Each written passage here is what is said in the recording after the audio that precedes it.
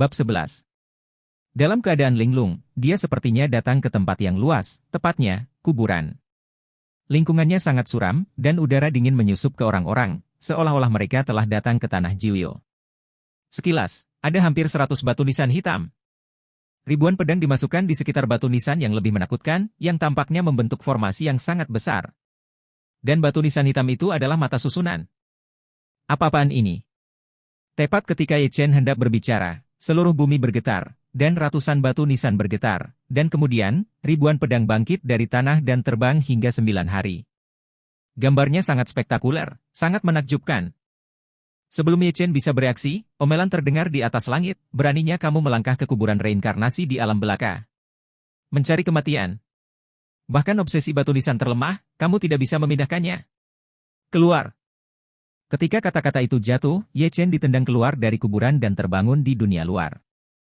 Ye Chen menatap batu hitam di tangannya dengan heran, mungkinkah ini senjata ajaib di zaman kuno yang dibicarakan orang tua itu?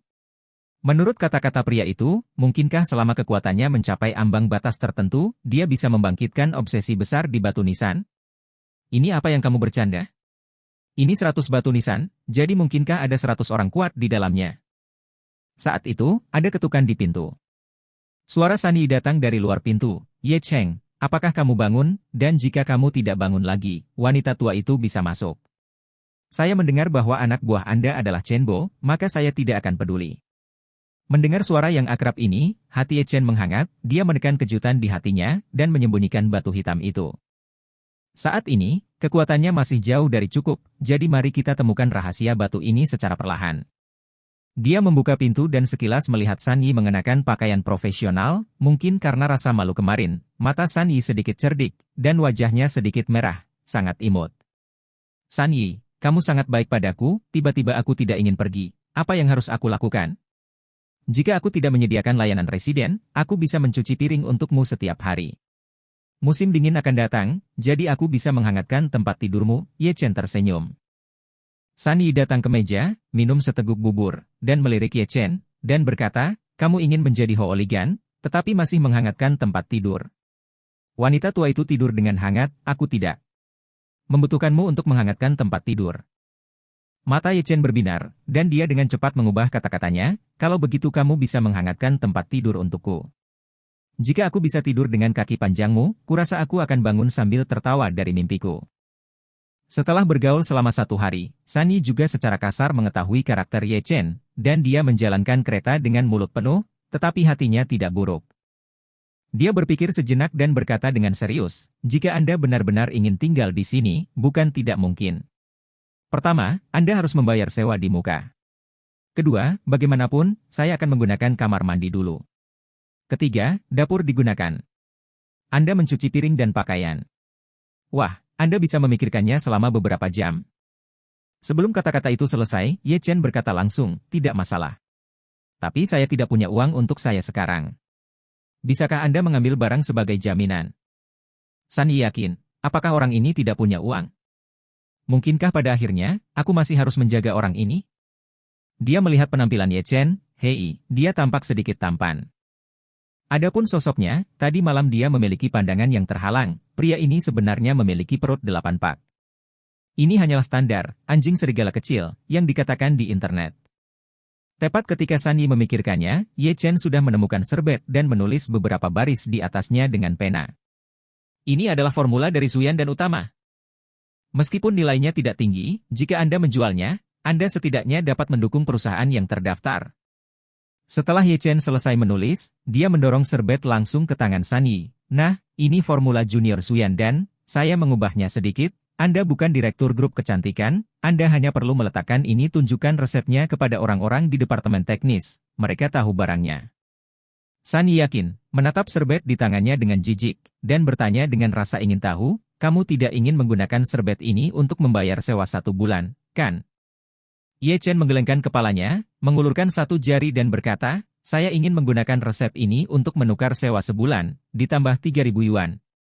Jika bukan karena kekurangan uang saya pasti tidak akan melakukan ini, dan saya akan membalas Anda. Bahwa saya, seperti yang saya katakan sebelumnya, resep ini bernilai setidaknya 10 juta. Jika kurang dari 10 juta, Anda tidak boleh menjualnya. Engah. San Yi hampir mati tersedak air liur. Dia menatap pemuda di depannya dengan mata terbelalak, mencoba melihat bahwa pihak lain sedang bercanda. Tapi pihak lain sangat serius. Aku pergi. Anda telah menerima makhluk yang luar biasa. Sebuah serbet dengan braille bernilai 10 juta, berkat apa yang dia pikirkan. Ini seperti mulut singa. Pada saat ini, kesukaan San Yi terhadap Ye Chen turun drastis, dan dia bahkan merasa jijik. Jika bukan karena pria seperti teman sekelas lamanya, dia pasti sudah diledakkan sejak lama. Semenit kemudian, San Yi menghela nafas, memasukkan serbet ke saku jaketnya, lalu mengeluarkan 3.000 yuan dan menyerahkannya kepada Ye Chen. Ye Cheng, aku tahu kamu ingin menyelamatkan muka, tapi itu tidak perlu. Aku bisa memberimu 3.000 yuan, tapi aku harap kamu akan menyingkirkan hatimu yang tidak realistis. Anda menghabiskan uang ini untuk mencari pekerjaan yang baik, dan saya hanya bisa membiarkan Anda tinggal selama sebulan di sini. Setelah sebulan, Anda bisa pergi kemanapun Anda mau, dan itu tidak ada hubungannya dengan saya. Itu saja, saya lelah, saya pergi bekerja, dan kunci cadangan ada di atas meja. San Yi mengambil tas itu dan berjalan langsung keluar, matanya kecewa. Orang seperti ini mungkin akan segera disingkirkan dari masyarakat. Ye Chen melihat ke belakang San Yi dan menggelengkan kepalanya tanpa daya. San Yi, kamu melihatku terlalu kecil. Kamu tidak tahu seberapa berat kertas itu di sakumu. Ye Chen dengan cepat meletakkan masalah ini di belakangnya, dan dia mengeluarkan batu hitam itu lagi. Di telapak tangannya, dia bisa merasakan dunia dalam keadaan linglung. Tapi tidak peduli apa, dia tidak bisa masuk. Sepertinya kekuatannya tidak cukup. Kita harus cepat dan berkultivasi. Kita akan memperbaikinya dalam beberapa hari ke depan. Saat ini, hal terpenting bagi Ye Chen adalah menghasilkan uang. 3.000 yuan tidak diragukan lagi adalah setetes ember untuk bahan obat yang dia butuhkan untuk budidaya. Pergi bekerja untuk orang lain? Tidak mungkin bekerja paruh waktu, Ye Chen tidak akan pernah bekerja untuk orang lain dalam hidupnya. Apa yang dapat dia lakukan? Memulai bisnis? Memang benar bahwa sebuah kerajaan dapat dibangun dengan resep di tangannya, tetapi biaya waktu terlalu tinggi. Dia harus datang untuk uang cepat sekarang, lebih cepat lebih baik. Jual obat? Tidak, bahkan San Yi tidak percaya pada sesuatu, dan berharap orang lain percaya. Menyembuhkan dan menyelamatkan nyawa? Begitu Ye Chen memikirkan ini, dia bertepuk tangan dan memutuskan. Tapi sekarang apa kualifikasi dan pendidikan medis yang diperlukan untuk mengobati suatu penyakit? Sudah pasti tidak praktis untuk pergi ke rumah sakit, saat ini dia hanya bisa mendirikan warung. Ye Chen memikirkannya dan melakukannya. Pertama, dia turun dan menemukan toko untuk membuat beberapa panji. Setelah reinkarnasi Huatuo, dia ingin meremajakan tangannya yang indah. Kemudian dia membeli beberapa set jarum perak dan barang-barang untuk dirawat. Penyakit. Akhirnya, saya berkeliling lingkungan beberapa kali dan menentukan tempat terbaik untuk mendirikan warung. Taman Cembei. Taman Cembei adalah salah satu dari 3 taman utama di Jiangcheng. Ada jalan komersial khusus di dalamnya. Arus lalu lintas di jalan komersial itu bagus. Yang terpenting adalah ada banyak orang yang mendirikan kios di sana untuk meramal dan jual barang antik. Diperkirakan orang yang pergi berbelanja akan percaya, obat Cina. Ketika ketenaran keluar, dia masih takut tidak akan ada pelanggan? Sepanjang hari, Ye Chen sedang mempersiapkan kios. Bab 12. Di malam hari, ketika San Yi kembali dari kerja, dia awalnya ingin melihat apakah Ye Chen marah, karena kata-kata di pagi hari melukai harga dirinya. Tetapi ketika dia melihat bahwa Ye Chen membeli banyak panji yang tidak dapat dijelaskan, dia benar-benar marah. Berduka atas kemalangannya, kemarahan tidak diperdebatkan. Dia berpikir bahwa apa yang dia katakan di pagi hari akan membujuk orang ini untuk bangun, mungkin orang ini akan pergi bekerja dengan jujur, tetapi dia tidak pernah berharap bahwa Ye Chen tidak hanya tidak pergi mencari pekerjaan, tetapi juga memulai bisnis yang menipu. Kali ini aku tidak berbohong padanya.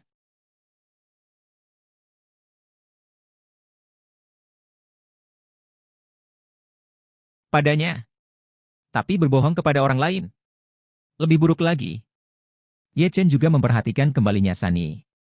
Tepat ketika dia akan membicarakan rencananya, San Yi dengan marah berdiri di depannya dan berkata dengan marah, Ye Chen, apakah kamu naif? Kamu tidak dapat melakukan pekerjaan yang serius. Ye Chen mengangkat bahu dan berkata tanpa daya, saya di sini untuk membantu yang terluka, mengapa ini bukan pekerjaan yang serius? Ye Cheng, jika kamu butuh uang, aku bisa memberikannya padamu, tapi aku harap kamu jujur seperti namamu. Saya pikir itulah yang orang tua Anda maksudkan dengan nama ini. Jika Anda melakukan ini sekarang, Anda akan jauh. Orang tua di negara ini? Bagaimana Anda akan menghadapi mereka di masa depan? Apakah hati nurani Anda tidak sakit? Setelah mengatakan ini, San Yi awalnya berpikir bahwa Ye Cheng akan membantah sambil tersenyum, dan kadang-kadang mengatakan beberapa lelucon kotor, tetapi dia tidak berharap mata Ye Cheng redup, diam-diam berbalik, mengambil barang-barang yang disiapkan hari ini, dan pergi. Ketika Ye Cheng berjalan ke pintu, dia berhenti. Saya juga ingin menghadapi mereka di masa depan, tetapi tidak mungkin, saya tidak akan pernah melihat mereka lagi. Setelah berbicara, Ye Cheng berjalan keluar. San Yi menatap punggung Ye Cheng yang kesepian, dan menyadari bahwa dia telah mengatakan hal yang salah. Ye Cheng sebenarnya tidak memiliki orang tua. Dia tahu apa yang baru saja dia katakan kepada seorang anak tanpa orang tua. Dia juga tahu betapa sakitnya hati Ye Cheng saat ini. Untuk beberapa alasan, matanya basah, dan dia ingat apa yang terjadi 5 tahun yang lalu. Dia memikirkan mantan teman sekamarnya yang dulunya memiliki rumah yang indah, tetapi rumah itu berantakan dalam semalam. Tidak ada yang tahu apa yang terjadi malam itu. Yang dia tahu hanyalah bahwa keluarga Ye telah pergi. Anak laki-laki bernama Ye Cheng sudah tidak ada lagi. Ia pernah merasakan betapa sakitnya kehilangan keluarganya. Jadi pada saat itu, dia ingin menggunakan kekuatannya untuk melakukan sesuatu untuk teman sekelas lama yang menghilang atau meninggal. Dia mengabaikan rintangan dan mengubur ketiga keluarga Ye. San Yi tiba-tiba memikirkan sesuatu, dan buru-buru mengejar, tetapi Ye Cheng sudah lama menghilang ke kerumunan. Mencari tidak ditemukan. Tepat ketika San Yi kehilangan akal sehatnya, ponselnya berdering, dia pikir itu adalah ponsel Ye Cheng. Tetapi ketika dia mengangkatnya, dia menyadari bahwa Ye Cheng tidak memiliki ponsel sama sekali. 3 kata ditampilkan di telepon, Xia Ruosue. Tuan Xia, apakah Anda kembali? San Yi memahami situasinya dan menjawab. San Yi, kamu di mana? Segera kembali ke perusahaan, rapat darurat klases. Setelah berbicara, telepon ditutup. San Yi menyadari ada sesuatu yang salah. Dia telah berada di perusahaan selama bertahun-tahun, dan dia tidak pernah mendengar betapa mendesaknya nada suara presiden, seolah-olah sesuatu yang besar telah terjadi. Yang lebih aneh lagi, kali ini adalah pertemuan darurat klases. Ini adalah pertemuan darurat paling canggih. Apakah ada yang salah dengan grup Huamei? Taman Kota Utara. Ye Cheng membawa banyak barang ke jalan komersial di dalam taman. Karena sudah malam, warung-warung besar dan kecil sudah didirikan, dan arus orangnya lumayan. Ye Cheng akhirnya menemukan tempat kosong, meletakkan barang-barang secara langsung, dan menyiapkan meja kecil sederhana. Saat menyiapkan meja, dia tiba-tiba menyadari masalah yang sangat serius, dia lupa membawa bangku. Tidak mungkin membiarkan orang lain berdiri untuk menemui dokter. Apakah mungkin pembukaan bisnis akan ditunda pada hari pertama? Tepat ketika Ye Cheng mengerutkan kening, seorang paman yang menjual tembikar di sebelahnya datang. Yo, adik kecil, kamu baru di sini, sepertinya aku belum pernah melihatmu sebelumnya. Baru pada saat itulah Ye Cheng memperhatikan paman di sampingnya, dan setelah mengobrol, itu dianggap sebagai kenalan. Nama pamannya adalah Zhong Sueyong, dari Kabupaten Songshan di bawah Jiangcheng. Dia datang ke sini untuk mendirikan warung untuk mencari nafkah. Adik laki-laki, aku baru saja melihat wajahmu yang cemberut, apakah kamu mengalami masalah? Ye Cheng berkata dengan jujur, Paman Zhong, ini bukan hari pertama saya datang ke sini, tapi saya lupa membawa bangku. Tidak, saya berencana untuk menutup kios dan kembali besok. Ketika Paman Zhong mendengarnya, tanpa mengucapkan sepatah kata pun, dia mengambil kursi yang baru saja dia duduki, aku juga tidak suka duduk. Bangku ini untukmu. Arus orang tidak buruk hari ini. Sayang untuk tidak mendirikan kios. Tapi Paman, jika kamu tidak punya bangku, kamu harus berdiri sepanjang malam, maukah? Sebelum Ye Cheng selesai berbicara, Paman Zhong melambaikan tangannya dan kembali ke stanya. Adik laki-laki, jangan menggiling, saya akan memberikannya kepada Anda, jika bisnis Anda suatu hari nanti baik, beri saya sebatang rokok. Ye Cheng tidak sok, berterima kasih pada Paman Zhong, meletakkan bangku tepat di depan stan, dan kemudian menutup panji-panji yang dibuat. Paman Zhong awalnya ingin tahu tentang kios apa yang didirikan Ye Cheng, dan mengintipnya, tetapi ketika dia melihat panji-panji itu, dia tercengang. Yang pertama cukup normal, ketat, pencarian kebenaran, dan dedikasi.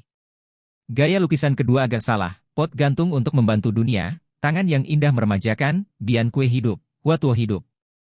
Paman Zhong tidak pernah membayangkan bahwa daun kecil ini sebenarnya adalah seorang dokter, tetapi bagaimana seorang dokter bisa begitu memujinya? Bahkan para dokter di rumah sakit nomor 1 Jiangcheng tidak berani menyombongkan diri seperti itu. Bukankah daun kecil ini gila? Tidak masalah, ketika dia melihat yang ketiga, Paman Zhong menjadi gila. Upacara Grand Opening, 20% off seluruh situs, menyembuhkan semua penyakit, dan biaya konsultasi mulai dari 100.000. Ya Tuhan, apa yang dilakukan Xiaoye? Bagaimana bisa ada diskon untuk ke dokter? Bahkan jika Anda mengabaikannya, biaya untuk diagnosisnya saja adalah 100.000 yuan apa-apaan ini. Bagaimana bisa ada harga seperti itu di dunia? Paman Zhong ingin membujuk Ye Chen, tetapi menemukan bahwa stan Ye Chen sudah penuh dengan orang setelah beberapa saat. Dia tidak bisa masuk sama sekali. Mati, Xiaoye dalam masalah. Paman Zhong berkata dengan tergesa-gesa. Faktanya, sebagian besar alasan mengapa begitu banyak orang datang untuk melihat lelucon Ye Chen. Mereka ingin melihat siapa yang berani meminta 100.000 biaya pengobatan. Rambut kuning berdiri, melirik Ye Chen dari ujung kepala sampai ujung kaki, dan berkata sambil mencibir, "Wah, apakah kamu baru di sini? Apakah kamu di sini untuk berobat? 100.000? Apakah kamu yakin tidak bercanda?" Ye Chen melirik Huang Mao dan tahu bahwa pihak lain tidak nyaman, dan berkata, "Jika Anda membayar 100.000 biaya medis, Anda akan tahu apakah itu sepadan." Huang Mao tidak menyangka pemilik kios ini memiliki temperamen yang buruk, dan berkata dengan nada menghina, "Hanya kamu, beraninya kamu meminta 100.000? Pembohong seperti kamu, aku akan memukulnya sekali setiap kali dia melihatnya." Ye Chen melangkah keluar, "Jika Anda memiliki kemampuan, cobalah." Meskipun Ye Chen tidak menggunakan energi yang membuat marah, dia memanjat keluar dari tumpukan orang mati, dan satu pandangan sudah cukup untuk mengejutkan semua orang. Detik ini, si rambut kuning langsung merasa bahwa dia dikunci oleh dewa kematian. Butir-butir keringat seukuran kacang keluar dari dahinya, dan seluruh orang itu seperti jatuh ke dalam gua es. "Saya." Huang Mao tanpa sadar mundur selangkah, tetapi langkah kakinya terpeleset dan dia jatuh ke tanah. Adegan ini membuat orang yang lewat tertawa terbahak-bahak. Dengan ini, Huang Mao tidak bisa tinggal lebih lama lagi, jadi dia melarikan diri.